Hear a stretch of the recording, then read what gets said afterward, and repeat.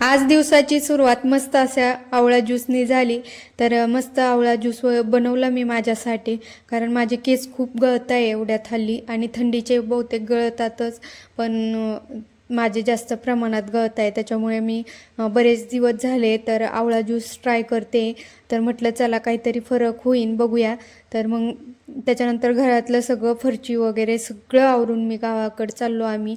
आज सुट्टी असल्यामुळे मग सगळेच गेलो.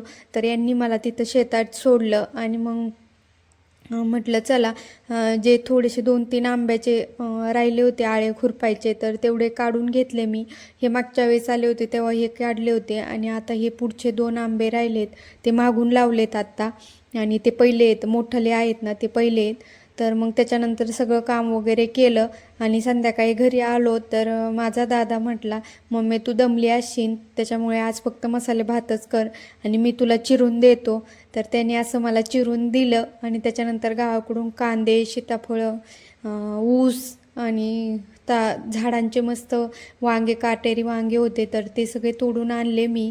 आणि पेरू पण आणले झाडाचे, मिरच्या वगैरे सगळं घेऊन आले. आणि ह्या शेंगा पण माझ्या सासऱ्यांनी तोडून दिल त्या आमच्यासाठी. तर एवढं सगळं घेऊन आले, आणि त्याच्यानंतर मग मसाले भात बनवायला घेतला. आणि इथं दही पण लावायचं होतं तर ते पण लावते, आणि शेंगा आहे ना उकडायला टाकायच्या होत्या ते पण टाकल्या. तर चला मग असा होता आजचा दिवस.